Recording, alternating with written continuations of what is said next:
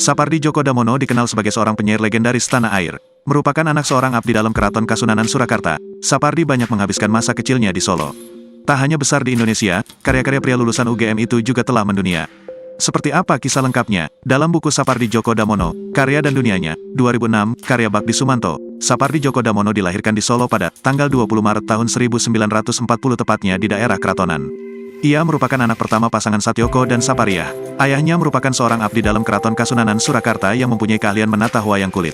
Sejak kecil Sapardi suka keluyuran seperti ayahnya dengan pergi atau main ke berbagai tempat.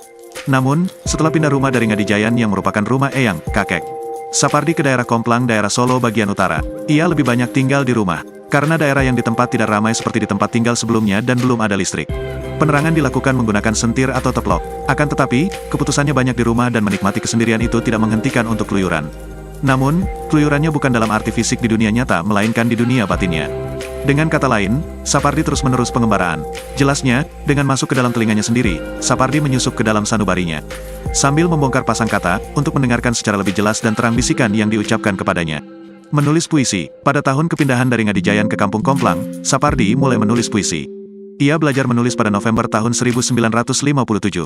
Selain menulis puisi, Sapardi juga sebagai penulis. Ia belajar melukis dari sahabatnya bernama Jaihan. Sejak tahun 1978 Sapardi menjabat country editor majalah Tenggara Journal of Southeast Asian Literature, Kuala Lumpur. Sejak 1982 ia tercatat sebagai anggota penyusun Anthropology of ASEAN Literature, COCI, ASEAN. Pada 1988, Sapardi menjadi panelis dalam discussion dan sebagai anggota komite pendiri ASEAN Poetry Center di Barat Bhavan, Bhopal, India. Peranan Sapardi Djoko Damono dalam kehidupan sastra Indonesia sangat penting.